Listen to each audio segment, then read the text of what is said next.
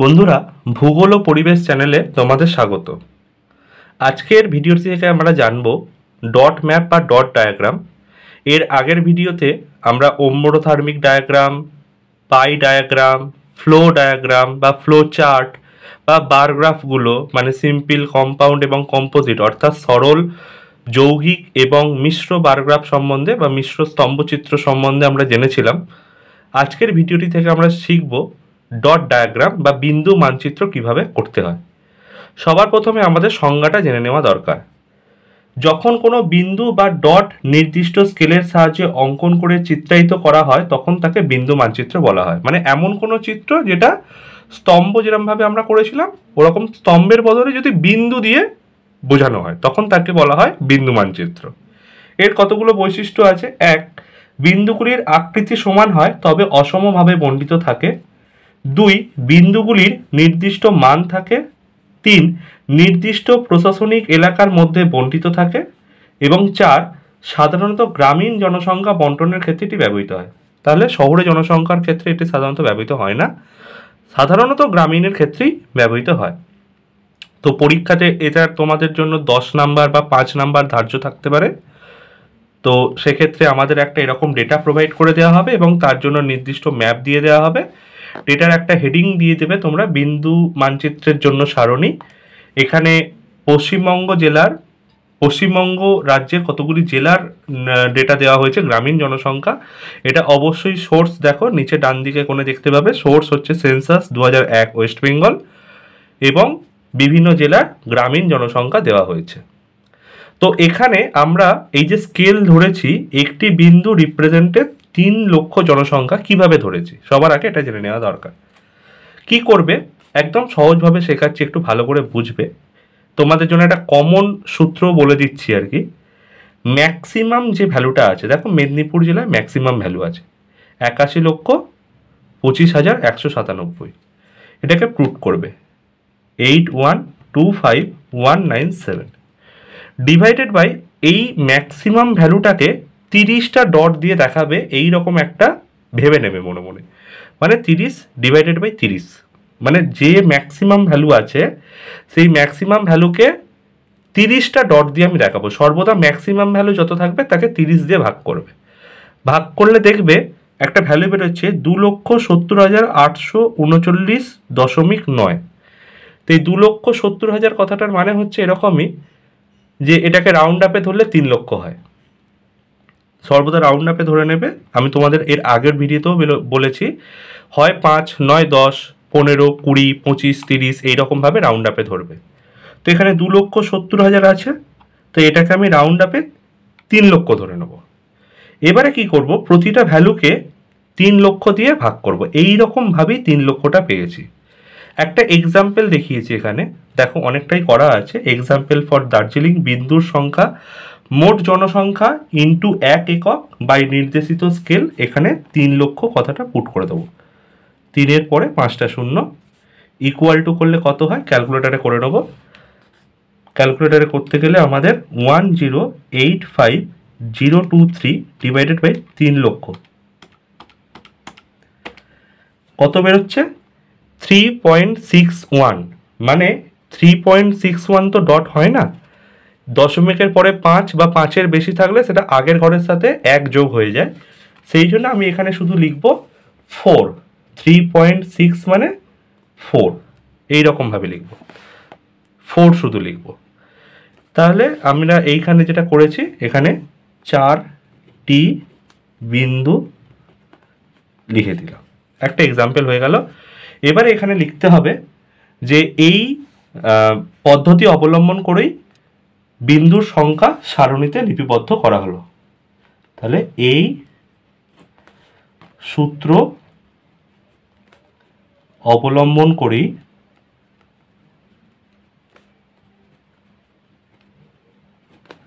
বিন্দুর সংখ্যা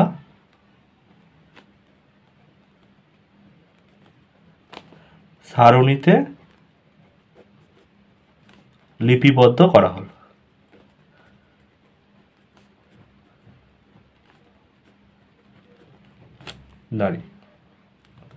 ঠিক এইভাবে প্রতিটা ভ্যালুকে 3 লক্ষ দিয়ে ভাগ করে নিতে হবে। যেমন পরের ভ্যালুটা আছে 2799357 ডিভাইডেড বাই 3 লাখ, 9.3। তাহলে 9.3 মানে 5-এর বেশি নয়, তাহলে এখানে শুধু আমরা 9 লিখব। ঠিক আছে, এইভাবে বাকিগুলো করে নেওয়া যাক।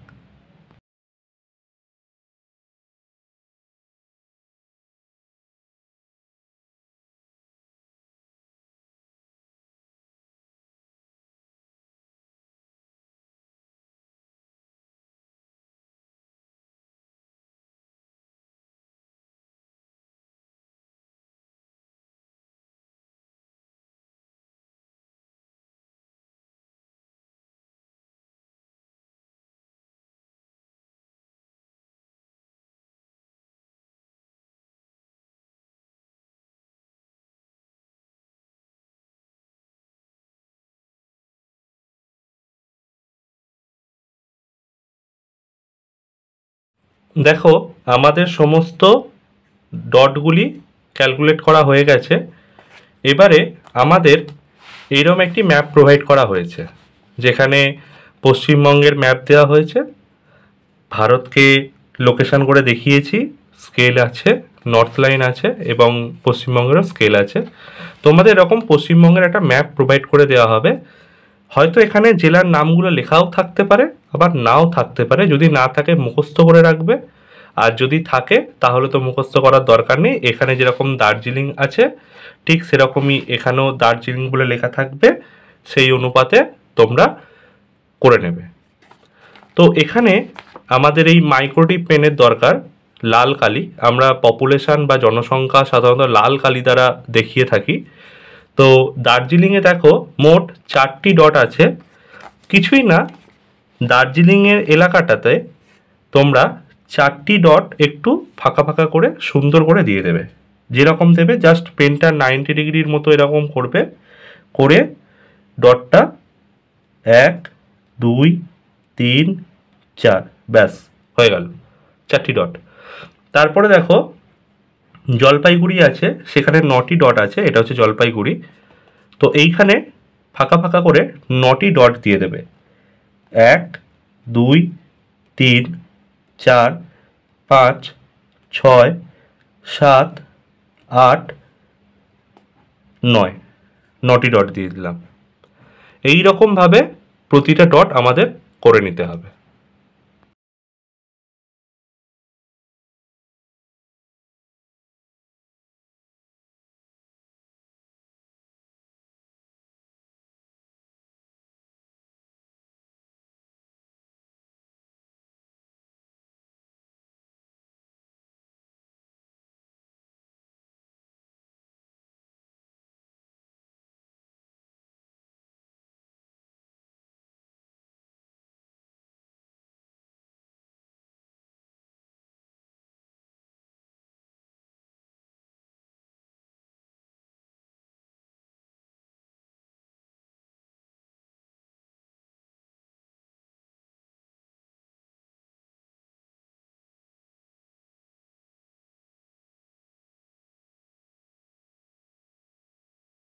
দেখো আমাদের ডট মানচিত্রগুলি কমপ্লিট হয়ে গেছে, মানে পশ্চিমবঙ্গের বিভিন্ন যে জেলা দেওয়া হয়েছে এবং সেই অনুপাতে যে ডটগুলো দেওয়া হয়েছে, এখানে ডটগুলো আমরা বার করেছি, বিন্দুগুলো বার করেছি, সেই বিন্দুগুলো আমাদের জেলা অনুপাতে বসানো হয়ে গেছে। এবারে আমাদের একটা ইন্ডেক্স করতে হবে।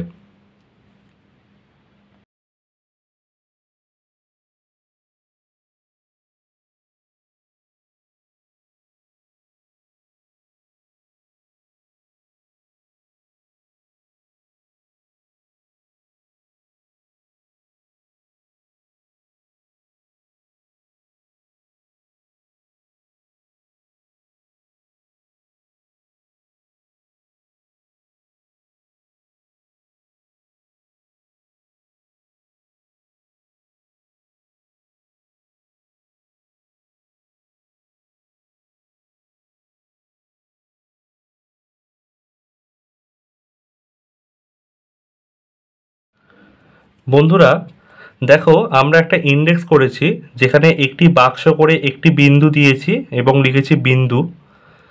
একটা প্লেন বক্স করেছি যাতে কিছুই লিখিনি, যেখানে লেখা হয়েছে তথ্য প্রদান করা হয়নি। এটা খুব ইম্পর্টেন্ট জিনিস। দেখো তোমরা টেবিলের মধ্যে কলকাতা আমাদের জেলার নাম দেওয়া হয়েছে, বাট কলকাতার কোনো ডেটা প্রোভাইড করা হয়নি। সেই জন্য ম্যাপের মধ্যেও কলকাতাটা ব্ল্যাঙ্ক হিসাবেই রাখা হয়েছে। সেই জন্য আমাদের এরকম একটা বক্স করে বলে দেওয়া উচিত যে তথ্য প্রদান করা হয়নি, এবং নিচে স্কেল লিখে দেওয়া হয়েছে একটি বিন্দু সমান 3 লক্ষ জনসংখ্যা।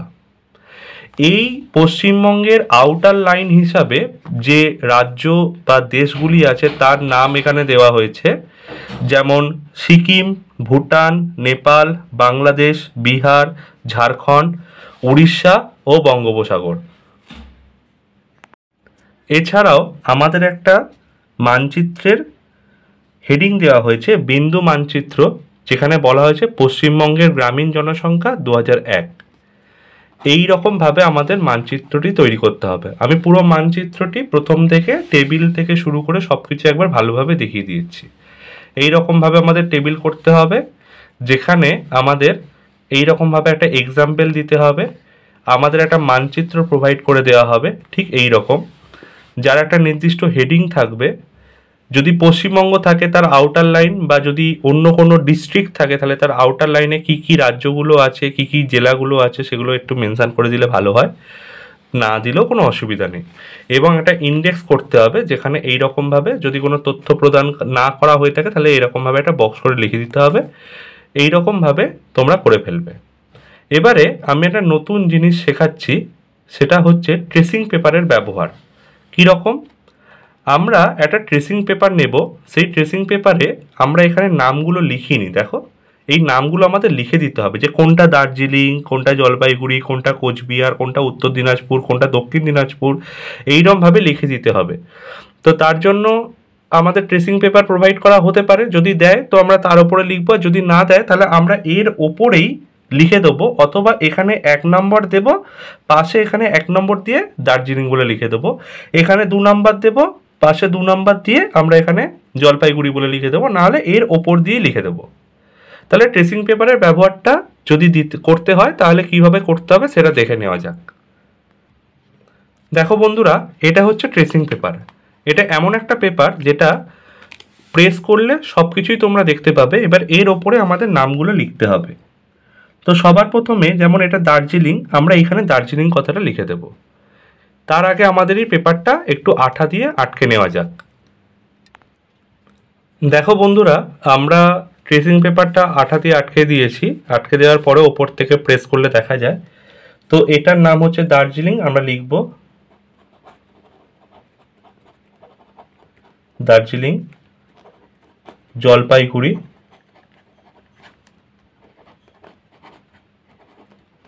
এইভাবে প্রতিটা জায়গার নাম আমরা লিখে ফেলবো।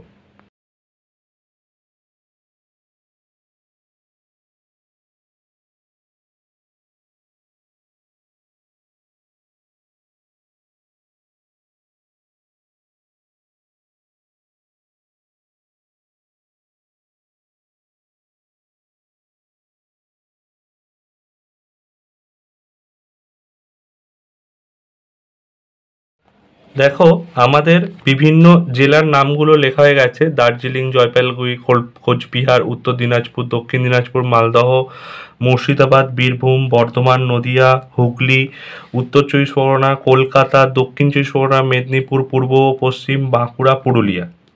তো এখানে যেরকম এখানে নাম দেওয়া হয়েছে সেই রকমভাবেই নামগুলো কিন্তু এখানে লিখতে হবে। যেমন এখানে দেখো মেদিনীপুর ব্র্যাকেটে পূর্ব প্লাস পশ্চিম লেখা আছে, আমিও কিন্তু সেরকমভাবেই মেদিনীপুর ব্র্যাকেটে পূর্ব প্লাস পশ্চিম এরকমভাবে লিখেছি।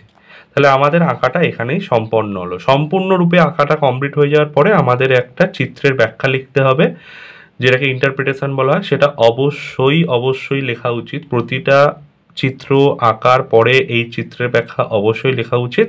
তো চলো এবার সেটা লিখে নেওয়া যাক।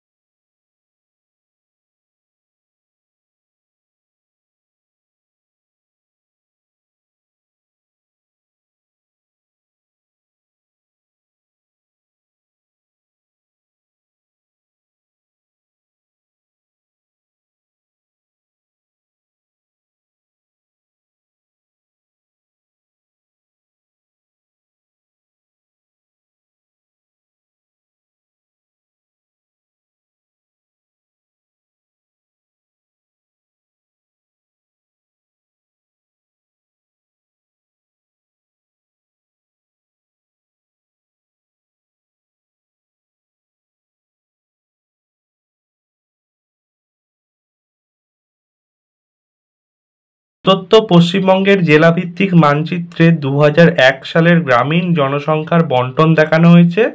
দেখা যাচ্ছে যে পশ্চিমবঙ্গের সমভূমি এলাকাগুলিতে যেমন মেদিনীপুর, উত্তর ও দক্ষিণ চব্বিশ পরগনা, হুগলি, নদিয়া জনসংখ্যা বেশি লক্ষ্য করা গেছে। আবার মালভূমি অঞ্চলগুলিতে যেমন বাঁকুড়া, বর্ধমান, পুরুলিয়া, বীরভূম মধ্য জনসংখ্যা এবং পার্বত্য অঞ্চলগুলিতে যেমন দার্জিলিং, জলপাইগুড়ি, কোচবিহার ও উত্তর ও দক্ষিণ দিনাজপুরে নিম্ন জনসংখ্যা লক্ষ্য করা গেছে। এ থেকেই বোঝা যাচ্ছে যে ভূপ্রকৃতি জনসংখ্যার বন্টনে বিশেষভাবে প্রভাব ফেলে। এইটুকু 4-5 লাইনের মতো চিত্রের ব্যাখ্যা লিখে দিলেই তোমাদের সম্পূর্ণ আঁকাটি সম্পন্ন হয়ে যাবে। এই রকমভাবে সুন্দরভাবে কাজ করবে, কাজ করলে তোমাদের নাম্বারটাও বেশ ভালো পাবে।